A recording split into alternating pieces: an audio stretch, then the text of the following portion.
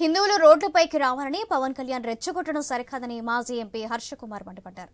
రెచ్చగొట్టే వ్యాఖ్యలు చేస్తున్న పవన్ కళ్యాణ్ ను డిప్యూటీ సీఎంగా డిస్మిస్ చేయాలని డిమాండ్ చేశారు. తిరుమల లడ్డూ కల్తీ జరిగిందని సీఎం చంద్రబాబు ఆధారాలు చూపలేకపోయారని చెప్పారు. లడ్డూ కల్తీ జరిగిందని దేశంలో ఎవరైనా నిరూపించగలరా అని ప్రశ్నించారు. దేశంలో సెక్యులరిజం దెబ్బతినడానికి కుట్ర జరిగిందని, 100 రోజుల్లో సీఎం చంద్రబాబు సూపర్ 6 హామీలు ఏవీ నెరవేర్చలేదని తెలిపారు. ఎమ్మెల్యే రఘురామకృష్ణరాజుకు పోలీసులు ట్రీట్మెంట్ ఇచ్చినా మార్పు రాలేదని ఆగ్రహం వ్యక్తం చేశారు. తిరుపతి లడ్డూల్లో నెయ్యి కల్తీ జరిగిందా లేదా? చంద్రబాబు నాయుడు గారు తిరుపతి లడ్డూల్లో నెయ్యి కల్తీ జరిగిందని ఆరోపించారు. ఆయన ఆరోపించడానికి ఆధారం ఏంటి? నెయ్యి ఎక్కడ కల్తీ జరిగింది?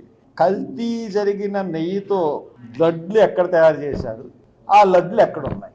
ఇప్పుడు ఆధారం ఉంటే ఒక ముఖ్యమంత్రి స్థాయి అంతటి మనిషి ఆరోపణ చేయాలి. నీ ఆరోపణకి ఆధారాలు ఏంటో చెప్పండి ముఖ్యమంత్రి చంద్రబాబు నాయుడు గారు.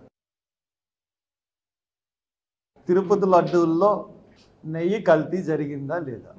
చంద్రబాబు నాయుడు గారు తిరుపతి లడ్డూల్లో నెయ్యి కల్తీ జరిగిందని ఆరోపించారు.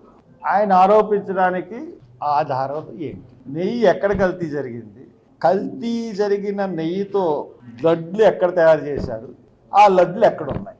ఇప్పుడు ఆధారం ఉంటే ఒక ముఖ్యమంత్రి స్థాయి అంతటి మనిషి ఆరోపణ చేయాలి. నీ